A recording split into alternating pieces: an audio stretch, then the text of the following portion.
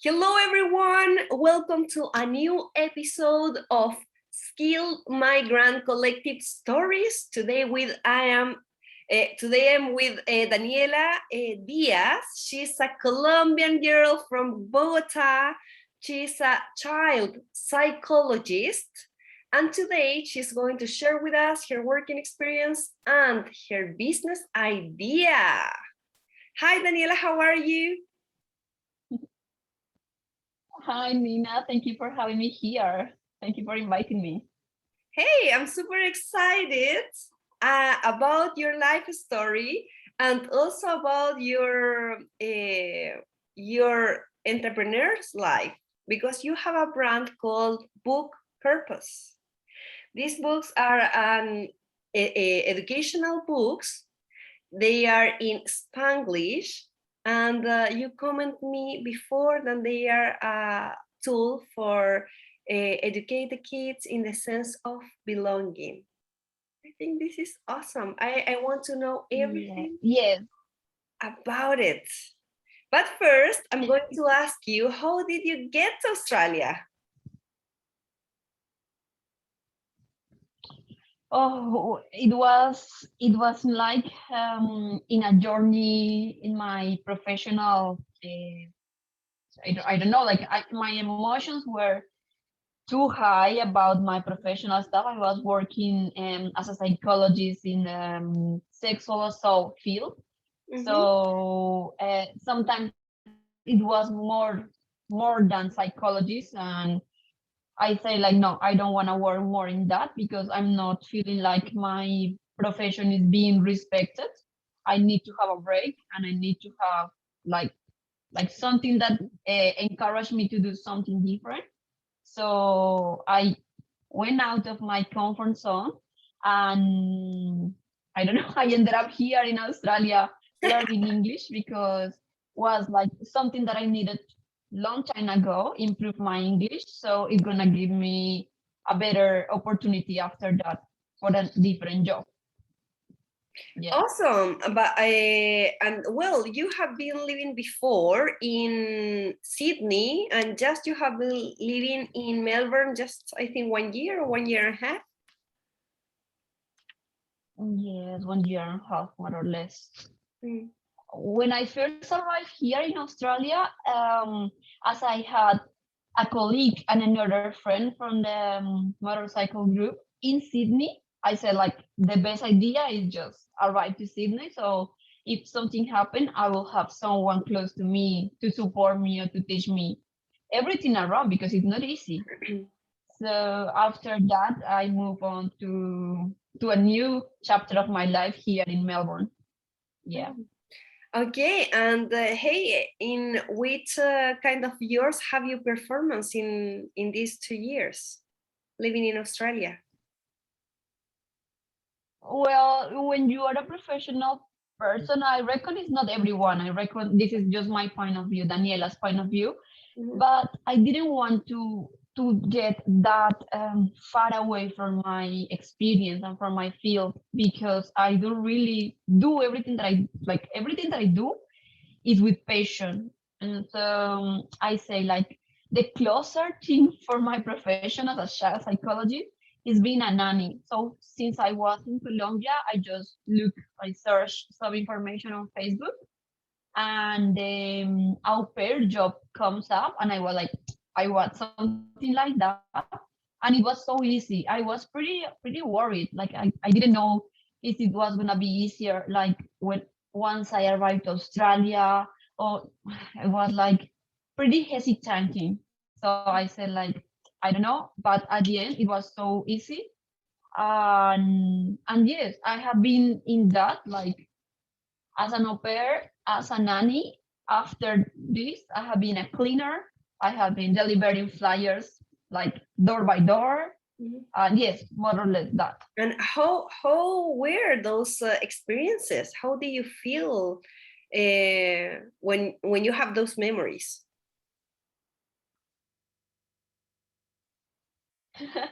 It's good. It's good because the parents that I have been working with have been pretty nice with me. So they have always seen in me this kind of qualities that I have to work with children.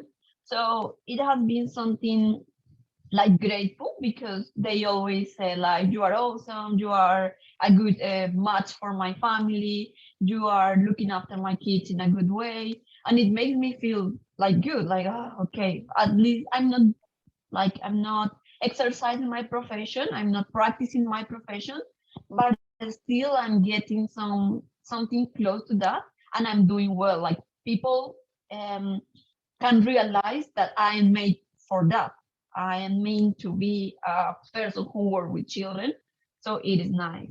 Like, on the other hand, when I have to work as a cleaner or delivering the flyers, oh my god, memories. For example, if you are gonna notice that I move a lot, and it's because I'm not used to, like, I come from a poor family, so I never have someone who clean my house. But I'm not used to, because I was so spoiled by my mom.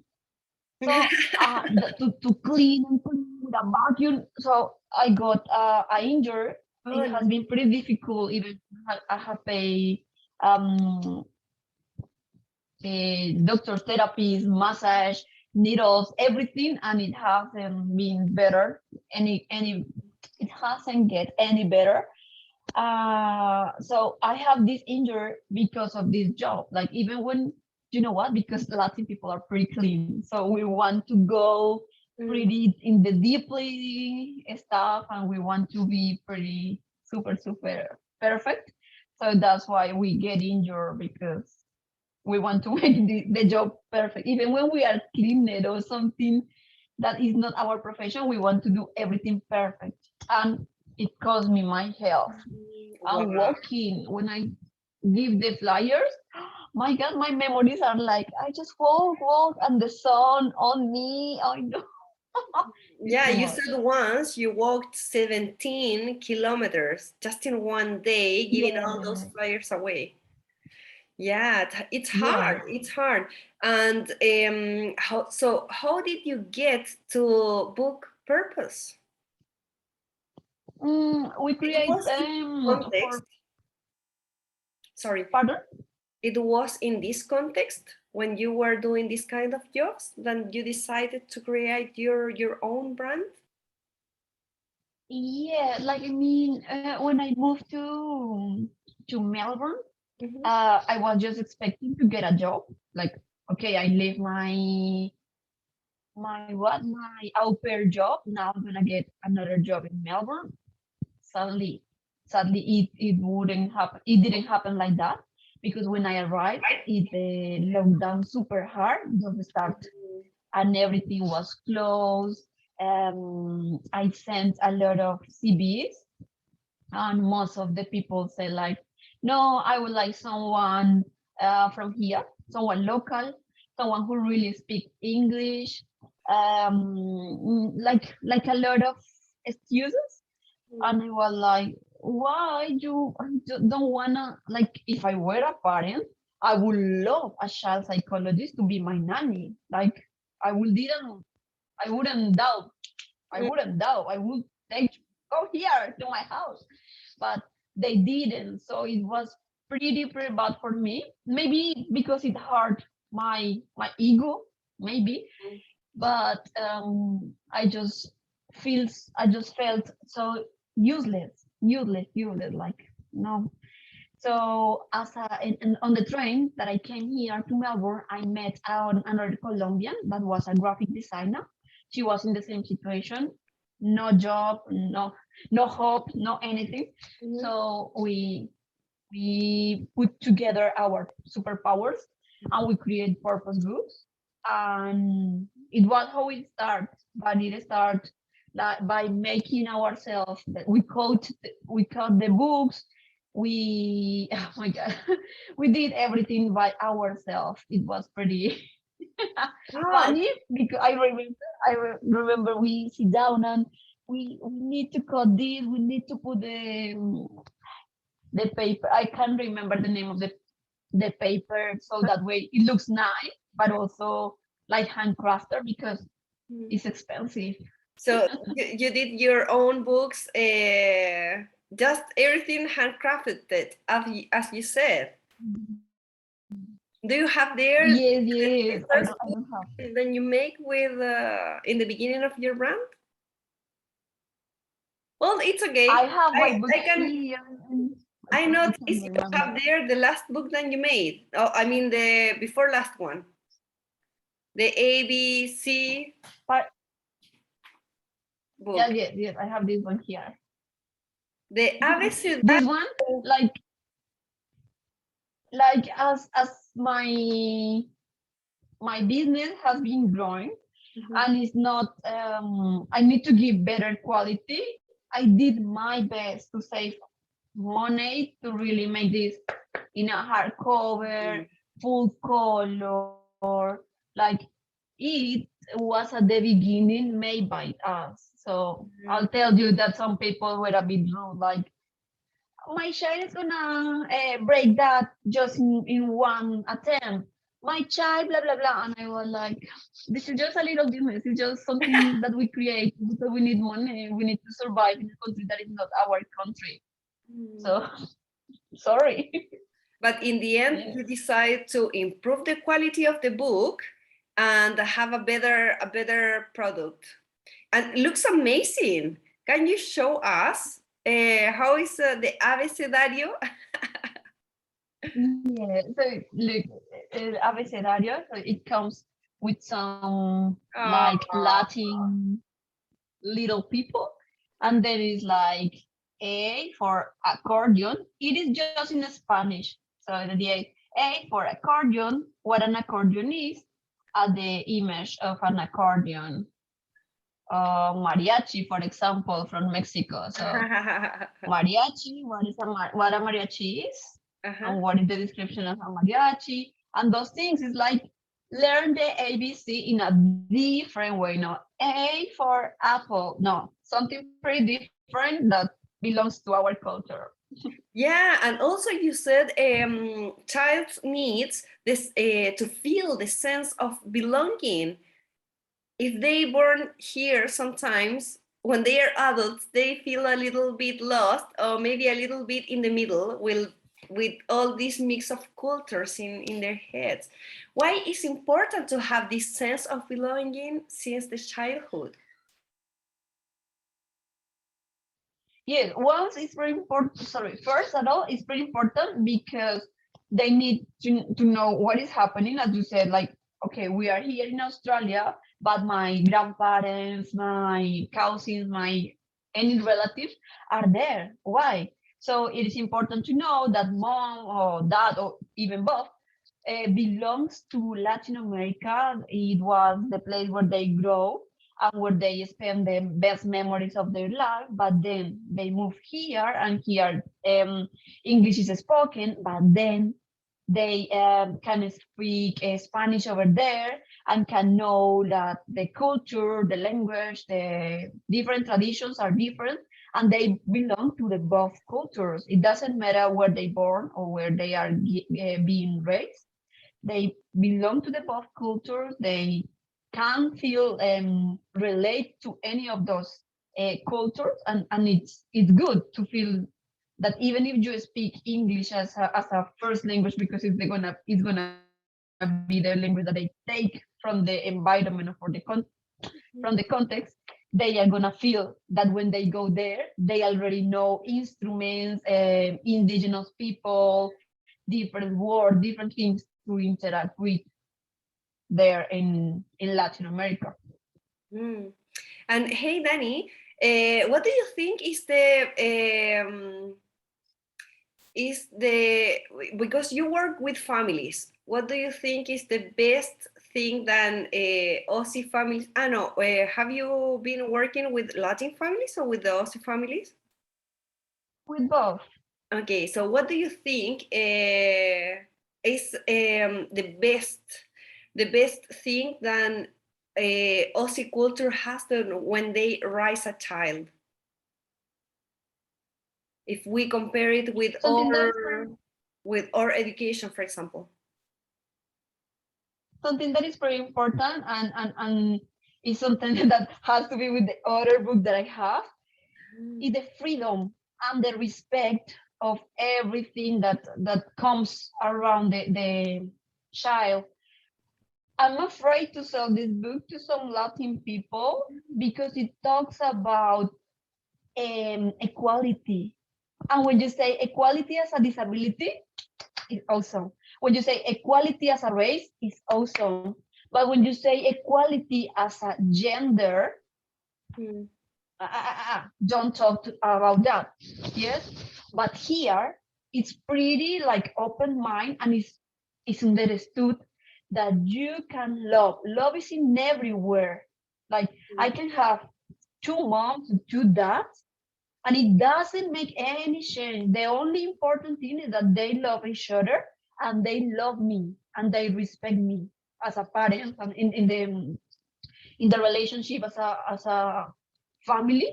They love us and they love them, and this is the only thing that matters. The rest, it doesn't matter.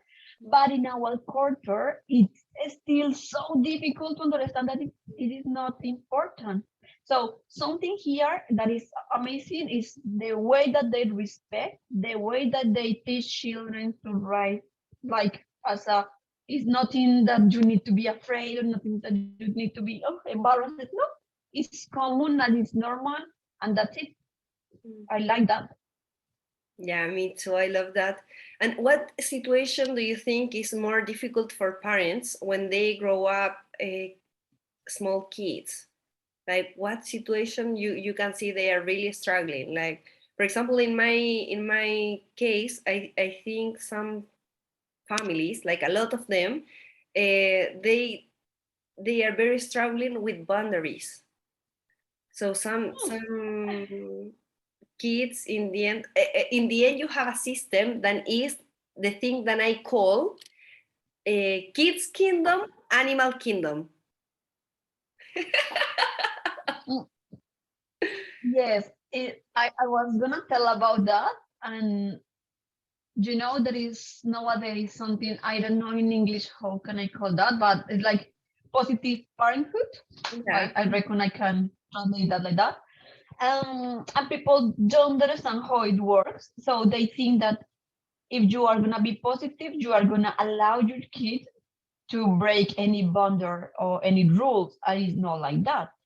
I have seen as a nanny, because even if I am nanny, I am a psychologist. Like my background is as I'm a child psychologist, so I analyze every behavior of a child, even if I don't want. I'm like, I need to do it. Sorry, but that like just being behind the scenes, and I say like, mate, sometimes you are just doing what you want to do as an adult, and your expectations are here, and you need to rush your kid to do something when it's not the time to rush, when it's not the time to do something mandatory. And then that is why they throw tantrums. And then as you don't respect what they think and what they want, they cross the border or the boundaries. So you need to first understand when it's necessary, say something as a mandatory, and when it's necessary, allow the kid to do what they need to do in their space and stuff. And it's like a balance, because you can be just positive the whole time. I love you, I understand you. No, I love you and I understand you, but now it's time to do whatever I need to do, right? But sometimes there is no need to be super consistent and super, and sometimes parents are like that. So like this is when the boundary is not gonna be, it's gonna be like flexible, because the parent doesn't want a tantrum and doesn't want to listen to the child crying, so they just, okay, I will give you this, it's okay. Yeah, so there are rules that are not being followed in a good way. So it's something that all parents, Australians, Colombians, Chileans, all parents have to work in. And it's difficult, it's not easy to get all the information properly. Hey, Danny, and what about the concept of happiness in the Aussie culture? Because I think now, like the modern families always want to have the kids happy all the time, like in this high emotion. They cannot be frustrated, for example, or they are not teach to understand negative feelings. For example, frustration. What do you think happened when parents decide all the time have their kids the most of the time happy, like in this high level Yes, of happiness? for me, in my opinion, that's so toxic. We need to teach children every emotion and allow them to feel every emotion and explain, look, you felt like, I know, the child is running and fell down. What's gonna happen? You need, no, smile, don't, nothing happened. Not yet, something happened. He hurt his knees and he needs a hug and understand what was that feeling. Ah, yes, you are feeling sad or upset or mad because you felt that. Yes, you felt down. I know. I have been in that situation like you, and I have cried because it hurt. Do you feel like you need to cry? Do you feel like you need to take a rest? Or, like, validate the emotion, even when it's a look that is called negative emotion, but it's not negative, it's just emotion.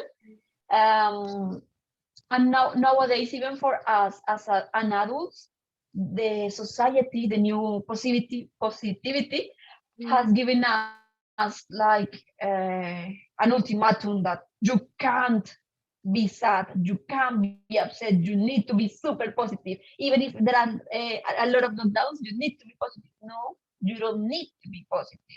So you need to realize that you are feeling like that because you are stuck at home, because it's gonna be difficult for it's a long period or whatever, and then you are gonna pass this emotion and keep doing whatever you were doing, and maybe your emotion is gonna change because your activity is changing.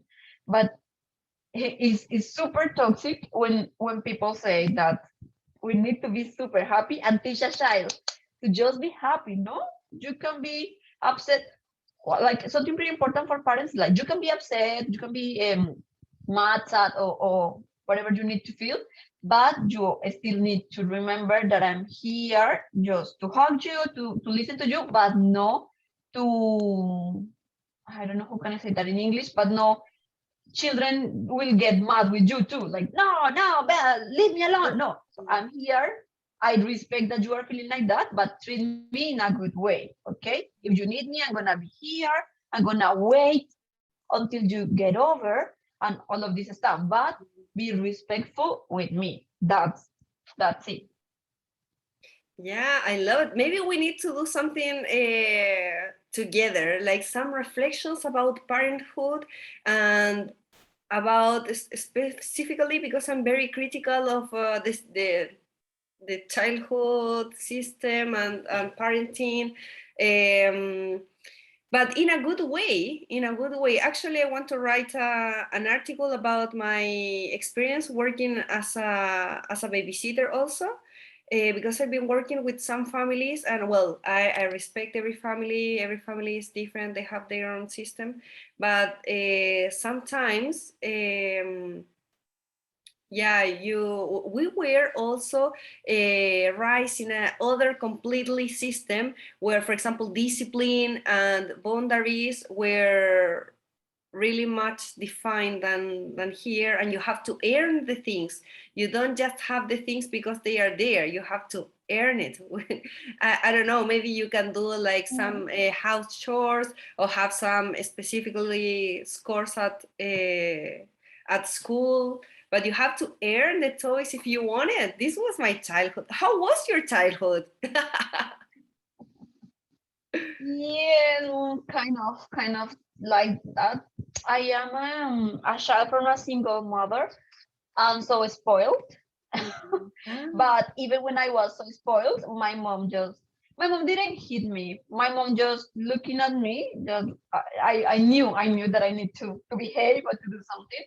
And and yes, sometimes when I need to earn something or something like that, I need to do some kind of chores, which is good sometimes, but sometimes can be a problem. So it depends. Everything depends on the behavior of the child and how the family is taking it before. So yeah, we need to always analyze the whole behavior, like antecedent, behavior, and consequence. Always. What was happening before? What is the behavior, and what is the consequence? But Mm. to see and to see what is happening and to give an advice to the parent.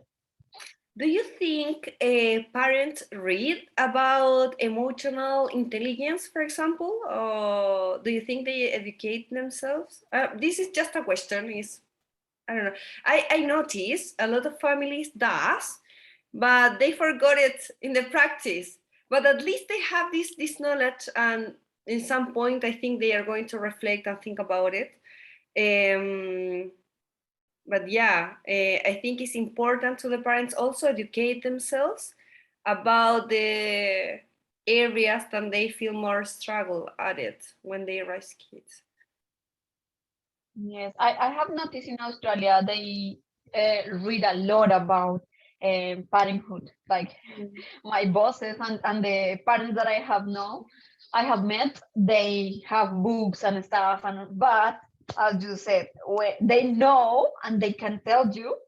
But once I'm just there and watching, I'm like, no, it's not the way that you should act as you read the book. But it's okay. But I reckon it's more common here than in our culture. In our culture, we still need a bit more of that information. And what do you think the relation between kids like between 5 and 7 or 8, the relation of kids with technology, with the screen time? Mm, I think it has become something pretty, You, something easy for parents. So, pardon? handy. As I sorry, as they exactly as they are struggling a lot, and as I told you, some parents don't, oh my god, don't know what to do when the child is crying. Okay, let's watch TV. Let's give you the tablet. No, like you need to allow your kid to have technology because we are in the technology era. It's okay. You need to do it. But you need to make some schedules, you need to make some rules. It's gonna be this, and this. These three programs that you are allowed to watch, and just half an hour, just 1 hour. And after that, we are gonna have a conversation. What was about? What did you learn? What did you get from that? And okay, so like everything has to have a purpose. But sometimes I have seen a lot of little kids like the tablet, the mobile, just to make sure that don't cry or I don't know what else to do. Mobile. So it's gonna be a pretty amazing tool if we use the tool in an amazing way, because as for example in my platform I have some videos. I would not say no, please, no one watch any IG video, because I'm there, and I am there what, playing my ukulele, trying to teach some Spanish and some English for kids. So it's gonna be something that gives information for them, gonna give something to learn. It's not just garbage. Yes, it's not just trash. Is something important, but still parents need to create some, again, boundaries or rules, set some kind of Yeah, and things about that. since your point of view and you're a professional in the area, what do you think is since what age the kids can have this more close relationship with the screens? What do you think is the age then? They say that around 3 years old, after that they can start watching things and stuff.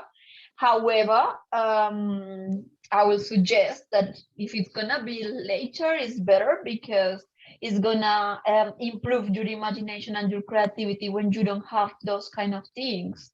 But as I told you, you live in this world. You can just don't do that just because no, I don't want. No, you live in this world.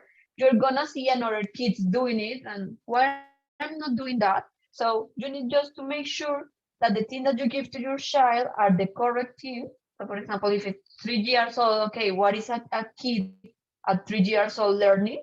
I'm gonna give my child some kind of these things. I don't know, colors, ABC or shapes or whatever in that tablet or in that mobile, and just any kind of hour, and that's it. And Like as limited. yeah, of course. And as you said, show the content that is for the age of your kid. And I was checking here your Instagram. Yeah, love it. I love it because you have three kind of contents about one topic that you choose. Can you tell us more about the structure of your Instagram? Yes, as we haven't talked, as we have talked, I sell books, but I don't want just to sell books. I want to sell experience, and I want to sell my knowledge, and I want to sell my ukulele too. So the idea is that I have, for example, a series that is one, a handcraft. The second one is a song related to the handcraft, for example, in this mouth. Mhm. The first one was a song that I make up from a book that I have. So I made this song up. And after that, no, sorry, the first one was the handcraft. The second one was the song. And after that, in the next post is information about a psychology case with a child that doesn't want to wash, sorry, to brush their teeth. So what is gonna happen? How you will react as a parent? How you will take that? So it's more or less something like that. Something pretty focusing in psychology. The other is teaching the child any song in English and Spanish, and then the handcraft relate, everything relate. Yeah, let me find the handcraft related. Is it this one? No. The other mouth is there. Is One. the three of them? Yes, look, the other mouth. So the idea in that is that you to show that you eat all that you think that you eat is gonna get in your Oh! in your teeth. And then what are you gonna do to take all of these things out? So you are gonna brush your teeth. So I took a toothbrush and some, I don't know how can I say that, Yeah, wipe. shape Yeah. foam, and then look how amazing and bright. I love it. I love it. So where the people can find you? You have Instagram, yes, Instagram and Facebook are the same purpose. I don't know how can I say Raya al Piso in English, purpose books. So yes. Yeah, so the people can check your content. Underscore, I reckon. Underscore, purpose underscore books. And the people can buy your books online, or you have them in something? Like just in my website that is there, like they can just click there, or just in a DM, they can send me a DM and I can give the bank transfer. Oh, I love it. I love the idea and I love your content. Thank you. So working with kids, I'm always trying to teach Spanish. I think, Yes. yeah, it's such a cute language. Yeah, and they are. I have noticed that in Australia they are pretty interested in learning English, in learning Spanish. So it's good too. Wow, I love it. I love it, and I'm going to tag you in all the posts when I release the interview. And I'm going to say thank you for sharing your time with us and for give us some tips about how to well, not a rice kid, just have tips on mind when about the thinking in the points, in the topics that kids needs when they are growing up. Yeah, no, thank you for having me and thank you for listening to me and for this space. All migrant women need this space to show their abilities and to show how strong we are. So, thank you. Yeah, together we are stronger. So for this reason, I create this space to know what we are doing and to create a network. Yeah, thank you. Thank you so much. Have an amazing rest of the week and see you around when all this is Okay, finished. thank you. Thank you. Thanks for today.